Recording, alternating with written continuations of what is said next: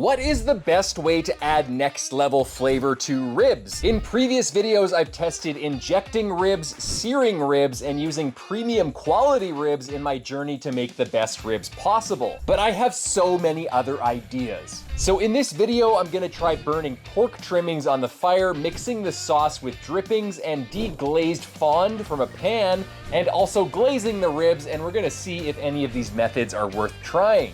So let's get smoking.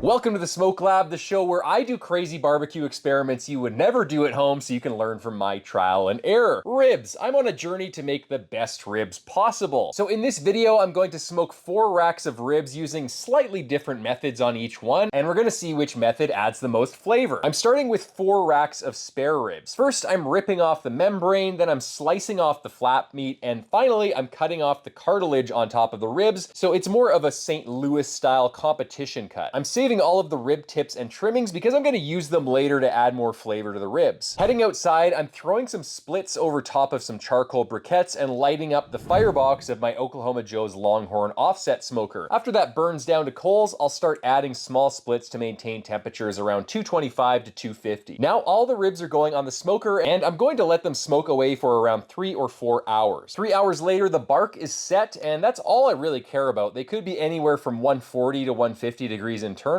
Then I'm laying down some clarified butter on 2 sheets of aluminum foil, and I'm wrapping each of the ribs up so I can easily unwrap and wrap them later if I need to. All of the ribs are now going in my holding oven at 150 degrees for the next 18 to 24 hours. You can also use your pellet smoker, an oven, or really any cooking device that can hold a steady 150 degrees Fahrenheit. The next day, I'm lighting up some more charcoal in the firebox. I'll add some wood chunks later as well for a bit of smoke. And now I'm removing the ribs from the holding oven, unwrapping them, and I'm pouring the drippings into my grease separator to separate the juices from the fat. The juices are going into one container and I'll use them in this video, and the fat is going in another container which I'll use for wrapping future ribs. Moving over to the stove, I'm searing my rib tips and trimmings that I reserved earlier in a steel pan. The less non-stick the better because I really want the crispy meat bits to stick to the pan. This is called the fond, which is a fancy French word for the bits of fried meat that stick to the pan. I think it sounds like the fawns from Happy Days, so I like to say it. Hey, the fawn! Then I'm removing the meat and deglazing the pan with a cup of water. All that means is we're adding liquid to dissolve all the meaty fawn bits to create kind of a meaty slurry. Usually I'd use this as a base for a pan sauce, but in this case I'm gonna use it to mix with my sauce for my ribs. The fond is now going into one container, and I'm mixing in equal parts barbecue sauce. You can use whatever barbecue sauce you want. This will be our fond sauce for 1 rack of ribs.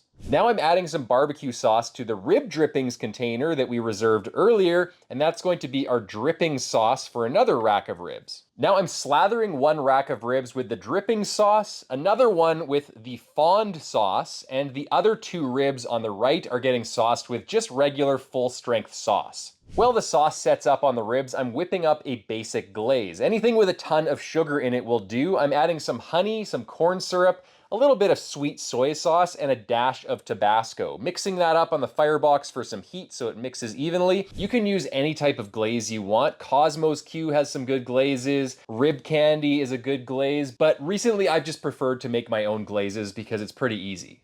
And then after 30 minutes, the sauce is tacked up a bit, so I'm adding a layer of glaze to just one of the ribs on the very right, the middle right, and then closing the lid and letting it tack up for another 30 minutes at around 225 to 250 degrees. 30 minutes later, the ribs are looking great, so I'm removing all but one of them, the remaining rack with just the plain sauce on it. That's gonna be our burning pork fat in the firebox rack of ribs. And then I'm taking some of my rib tips and trimmings that I reserved earlier in this video and throwing them over the hot coals in the firebox. It really helps if you have some natural lump charcoal or briquettes in there because they burn really hot and they tend to burn that meat and fat a little bit better. And after the smoke becomes super white and thick and smells like grilled meat, I'm leaving the rack of ribs in for just 30 seconds. It doesn't need much time exposed to that grilled meat smoke to take on a lot of flavor. All right, guys, I have all the ribs laid out here. This is the one that we mixed 50-50 with the drippings. So that's the drippings ribs. This is the one where we mix the sauce 50-50 with the fond.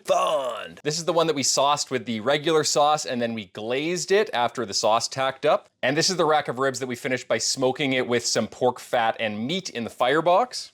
So let's start with the drippings ribs. I'm gonna do a double slice here. I'll give you guys a look. It looks really nice. Looks pretty juicy to me. I like it. It's not as sweet as I'm used to. It's kind of savory and it has some more porky notes in the sauce. And I feel like with this type of flavor, I could actually add some different dipping sauces at the table and it wouldn't overwhelm the rib. So this is a good kind of base rib that I really like, really balanced flavor profile. So I think the drippings are a good way to take a sauce that's pretty sweet and kind of cut it down a little bit, make it more savory and make it more balanced in flavor. Now we're gonna try the fond rib. The fond. There's the texture looking really nice. It's pretty juicy. This one's a lot thicker though. It's a good rib, very similar in flavor profile to the last rib, but it's got some little bits of the fond mixed in with the sauce and it tastes a little bit more bacony almost and it has some grilled meat notes. So I like this one a little bit better than the drippings rib. All right, now let's take a look at the glazed rib. That has a beautiful finish on it. We're gonna get a nice double rib slice here. And obviously, it's a lot more shiny. That's a beautiful looking finish. Pretty juicy. So a lot sweeter flavor profile. It just punches you in the mouth with a ton of flavor. I think that I'd prefer to serve something like this at a barbecue competition. And I'd probably serve this to my friends and family if I really wanted to blow them away with just what's on the rib itself. If I didn't have any sort of dipping sauces or extra things that people were gonna put on the ribs at mealtime.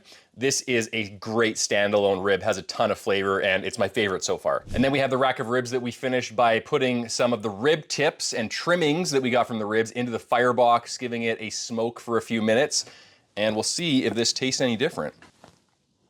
Same kind of finish as the other ones. Looks pretty juicy. Really good. It tastes like it's been grilled, even though I didn't sear it or grill it or anything. It tastes kind of like a grilled steak or bacon almost. And as it lingers on the palate, it's just developing even more and I notice it a lot. And it's a really, really forward grilled meat, steaky type flavor, bacony. It's kind of hard to describe, but it's like the quintessential backyard grilling flavor. And it's pretty amazing because like my brain is telling me that these ribs are grilled, but I know that they're not grilled.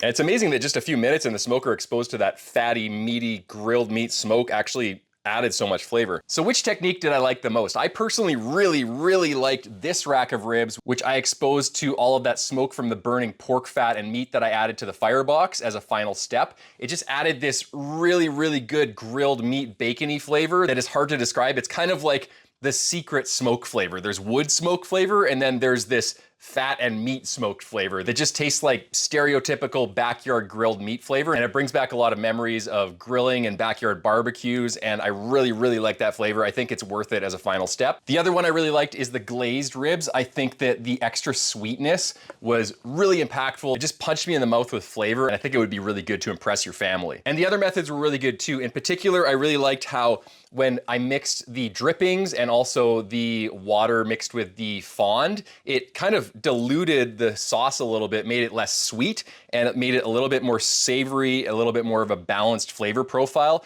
And I think that would be a really good idea to do if you were just getting a baseline of sauce tacked up on the rib and you plan to glaze it afterwards, and you expected people to add more sauce at the table. I think these techniques would be really good. And also, theoretically, you could combine all of these techniques. You could sear all of the rib tips to get that fond in the pan. Then you could take the drippings and you could deglaze the pan with the drippings. You could take that, mix it 50-50 with the sauce, tack up the sauce on the ribs. After it's tacked up, you could glaze it with a sugary glaze, and then you could finish it by burning some of those rib tips in the firebox to add some grilled meat flavor. I think that would be really good. So thanks so much for watching, guys. Hopefully I gave you some ideas on how to add some next level flavor to your next rib cook. Don't forget to subscribe to the Oklahoma Joe's YouTube channel. If you have any other ideas for future Smoke Lab experiments, let me know in the comment section below. I will see you in the next video, and until then, happy smoking.